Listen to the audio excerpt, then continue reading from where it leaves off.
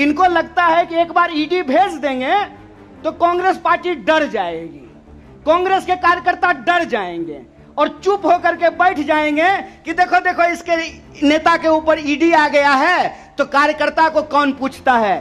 Congress party के अंदर इस बात का जज्बा है कि अगर हम देश को अंग्रेजों से आजाद करा सकते हैं तो इस देश को हम अंग्रेजों के चापलूसों से भी मुक्त कराएंगे। इस बात को याद रखिएगा।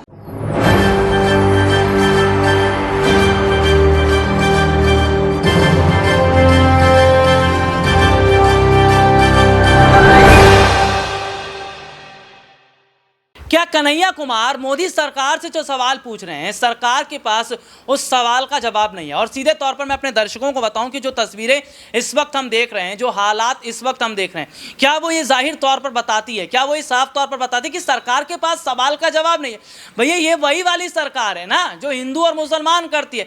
और हिंदू मुसलमान और जाति के आधार पर आपने क्या क्या नहीं किया, आपने इसी के आधार पर तो चुनाव को जीता है। लेकिन अब आप देखिए ना, कर्नाटक चुनाव के नतीजे आने के बाद जनता ये तो मान रही है ना कि भैया रोजगार और रोटी से ज्यादा तो और कुछ भी नहीं है। रोटी, कपड़ा और मकान एक इंसान की जरूरत है। और जब देश में रोजगार नहीं रहेगा तो फिर नौकरी नहीं रहेगी, रोजगार नहीं रहेगा, नौकरी नहीं रहेगी तो इस तरीके की अंधभक्ति तो होती रहेगी इस देश में। फिर तो इस तरीके से हालात रहेंगे, उसको उसके खिलाफ भड़का दिया, उसको उसके खिलाफ भड़का दिया। तो यहां पर यह समझिएगा कि जनता ये बात मान रही है कि रोजगार है तो बहुत कुछ है और आम इंसान की जरूरत रोटी, कपड़ा और मकान से और ज्यादा कुछ नहीं है। तो यही सवाल तो कन्हैया कुमार पूछ रहे हैं ना। जो सवाल कन्हैया कुमार पूछ रहे हैं या जो स्थितियां मैं देख रहा हूं वो जाहिर तौर पर देखी जा रही है, वो ये साफ तौर पर बताती है कि कन्हैया कुमार के द्वारा जो सवाल पूछे जा रहे हैं या कन्हैया कुमार जो सरकार से सवाल पूछ रहे हैं, क्या वाकई सरकार के पास सवाल का जवाब नहीं। और देखिए सत्ता पक्ष क्या कह रही है, विपक्षी पार्टी के तमाम नेताओं पर आप ईडी बिठा देते हैं, सीबीआई बिठाते हैं, रात बिरात कहीं भी किसी को जो है सरकारी एजेंसियों को भेज देते हैं। दिल्ली के मुख्यमंत्री अरविंद केजरीवाल से आपने 9-9 घंटे तक पूछताछ की। क्यों? क्योंकि वो दिल्ली के लिए काम कर रहे हैं, दिल्ली के विकास को आगे बढ़ाना चाहते हैं। मनीष सिसोदिया का जिक्र कर ले, आप पहले के स्कूलों को देखिए और अब के स्कूलों को देख लीजिए, सरकारी स्कूलों में कितना बड़ा बदलाव या फर्क देखने को मिला। देखिए ये एक बहुत बड़ी बात है कि सरकार आज विपक्ष को काम करने ही नहीं दे रही है और विपक्ष तो यही कह रहा है कि सरकार तो वही हिंदू मुसलमान चाहती है। लेकिन कन्हैया कुमार ने एक जो बयान दिया या भाषण जो उनका दिया वो वायरल हो रहा है और ऐसे में मोदी सरकार की सत्ता जो कुर्सी है वो खतरे में। देखिए एक रिपोर्ट। इनको लगता है कि एक बार ईडी भेज देंगे तो कांग्रेस पार्टी डर जाएगी, कांग्रेस के कार्यकर्ता डर जाएंगे और चुप होकर के बैठ जाएंगे कि देखो देखो इसके नेता के ऊपर ईडी आ गया है तो कार्यकर्ता को कौन पूछता है। कांग्रेस पार्टी के अंदर इस बात का जज्बा है कि अगर हम देश को अंग्रेजों से आजाद करा सकते हैं तो इस देश को हम अंग्रेजों के चापलूसों से भी मुक्त कराएंगे। इस बात को याद रखिएगा। इस बात को याद रखिएगा कि आपने देश के साथ जो खिलवाड़ किया है उस खिलवाड़ के खिलाफ हैं हम। उस खिलवाड़ के खिलाफ क्यों हैं हम? कि आपने इस देश को सपना दिखा करके, आपने इस देश के लोगों को उम्मीद जगा करके उनके साथ धोखा किया है। ये हम नहीं बोले थे, श्री 108 श्री माननीय प्रधानमंत्री जी बोले थे कि हर साल 2 करोड़ नौकरी दी जाएगी। क्या मीडिया वाले? मोदी जी बोले थे ना कि हम बोले थे? अरे बोलिए ना महाराज, आपको भी बोलना पड़ेगा, याद रखिएगा इस बात को। सबकी बारी आएगी, इस बात को याद रखिएगा। अरे हमारे लिए क्या है, जब तक जेल में चना रहेगा, आना जाना लगा रहेगा, हमको कोई दिक्कत नहीं है। लेकिन बारी सबकी आएगी, इस बात को याद रखिएगा। कहे थे ना मोदी जी कि हर साल 2 करोड़ रोजगार देंगे, बोले थे कि नहीं बोले थे?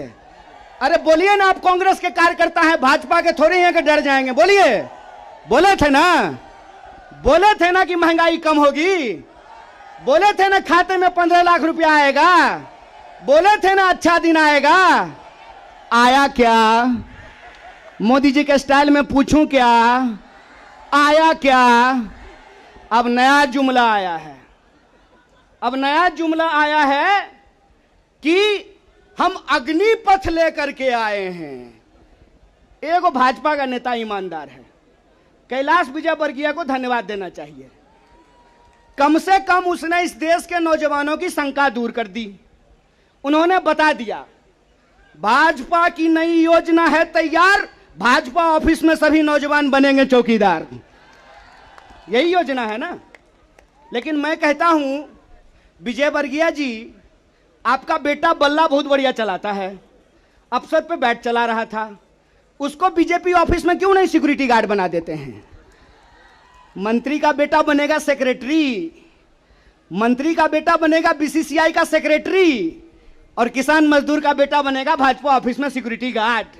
हाय रे हिपोक्रेसी, इसी को हिपोक्रेसी कहते हैं ना। और बेईमानी किसको कहते हैं?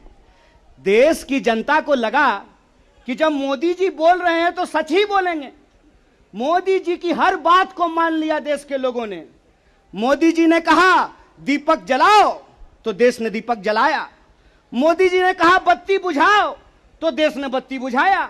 मोदी जी ने कहा थाली बजाओ तो देश ने थाली बजाया। सब कुछ किया इस देश ने, लेकिन देश अब तक इंतजार कर रहा है कि मोदी जी जो हमको कहे थे उसमें से एक भी चीज पूरा नहीं किए हैं। और ये देश की जो परिस्थिति है, इस परिस्थिति पे मुखर होकर के हमारे नेता बोलते हैं। इस बात का हमको गर्व है कि सरकार के सामने बिना झुके कोई लड़ता है अड़ करके, तो उसका नाम राहुल गांधी है। उसको डराना चाहते हैं, उसको डराना चाहते हैं, उसको झुकाना चाहते हैं। अरे आप कहते हैं मोदी जी मैं भी चौकीदार, मोदी जी के समर्थन में लोग कहते हैं मैं भी चौकीदार। ये चौकीदार नहीं हैं, ये देश के ठेकेदार हैं। और ये देश के ठेकेदार कैसे हैं? क्योंकि इस देश के लोगों का, उनके भविष्य को ये ठेके पे कर देना चाहते हैं। ये जो अग्निपथ योजना है, इसकी मोटी मोटी बात आप समझ लीजिए। मैं बड़े ध्यान से सारा प्रेस कॉन्फ्रेंस सुन रहा हूं। प्रेस कॉन्फ्रेंस में सरकार जिलेबी की तरह गोल गोल कर रही है, हर चीज को सब कुछ बोल रही है, सब फायदा गिना रही है। हो सकता है कि कोई भाजपा का मंत्री यह भी आकर के कह दे कि अग्निपथ योजना में शामिल होने के बाद आपका बाल नहीं गिरेगा। जिस तरीके से उसके फायदे गिनाए जा रहे हैं, लेकिन असली बात नहीं बताया जा रहा है। एक सिंपल सवाल है, सरकार को इस बात का जवाब देश के नौजवानों को देना चाहिए। क्या सिंपल सवाल है कि जो भर्तियां हो रही थी वो भर्ती होगी कि नहीं होगी? सवाल नंबर एक। सिंपल बात है, पहले आर्मी में हर साल 75,000 कम से कम लोग बहाल होते थे।